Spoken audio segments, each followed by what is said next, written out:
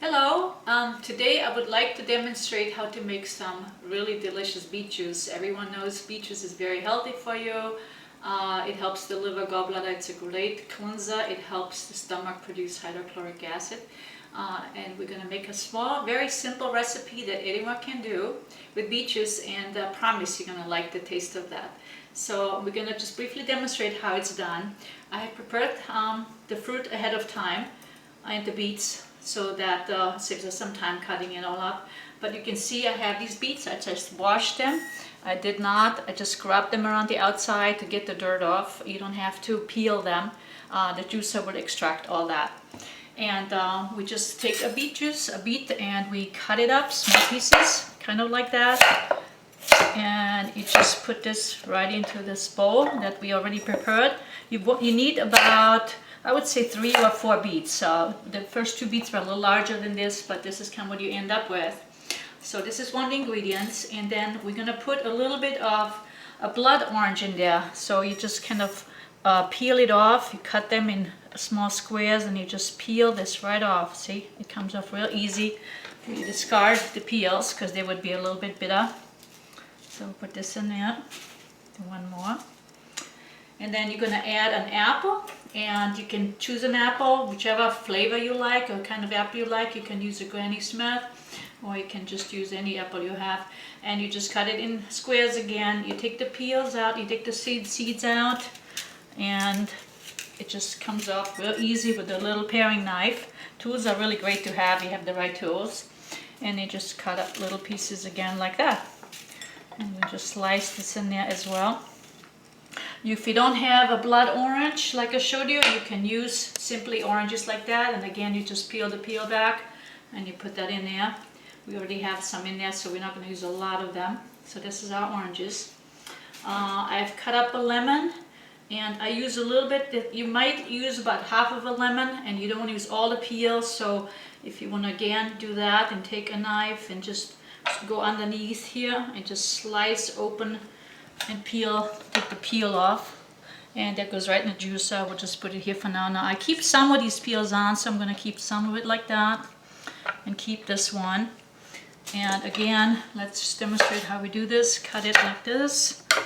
It's a little bit red from the beets, as you can see, so you just slide the knife underneath and just slice very cleanly across, and then you can add some of this lemon without the peel, so it won't be too bitter. Then we add, so we put a couple of the small blood oranges in there, and we put a little bit of ginger root. Here's the ginger root already cut up. My hands are red, as you can see from the beets, but they will wash off real easy, so not a problem. So it's ready to go. You have all your ingredients, and wash my hands a little bit, keep stickiness off, and we turn the juicer on. Now we have 2 juicers. We have a juicer and we have a blender. This is a Blendtec blender, and the difference is that you could use either one. This one will leave the pulp in, and sometimes you don't need all this pulp. If you want really a condensed version of juice, you would want to use a masticating juicer. This is one that turns very slowly, 47 RPM, so that it keeps the enzymes intact for 72 hours. This one, you could only drink a small glass and you would be already full. So for today, we're not going to be using this one, so we'll put this aside for a little bit.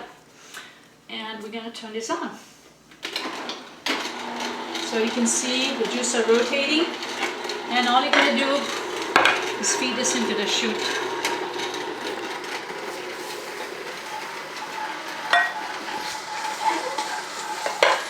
And in a minute you're going to start seeing juice coming out. Juice already coming out. It doesn't really matter in what order you do this.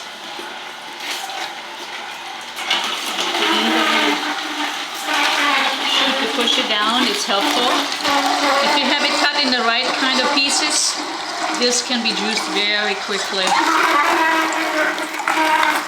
can hear the grinding noise because it just presses the juice rather than create heat through a centrifugal force. You can see the juice coming out. Back here, let me turn this around so you can see this a little bit. You're going to see all the pulp coming out, and this is what you want. You just want to discard the pulp because you don't need all that fiber. And again, I'm going to feed this. Put a little bit of lemon in there.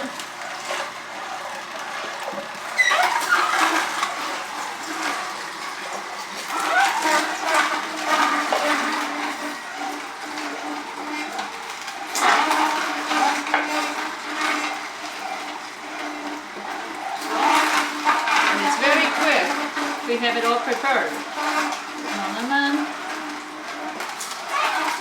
Sometimes you can use your own variation. You can add some berries sometimes if you don't have the blood oranges or the tangerines or oranges.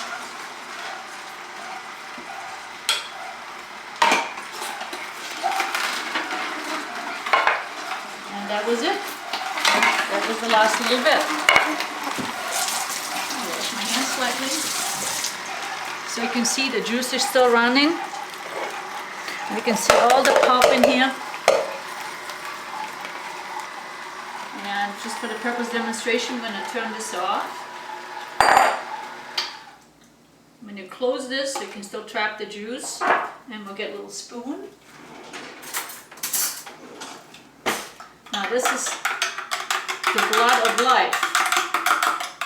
See, it has a little foam on top. The foam is great because this is all your bioflavonoids that you get from the orange peels. That's where a lot of the vitamin C is as well. So you don't want to discard that. You want to use that. And then all you do is you pour a little bit in here.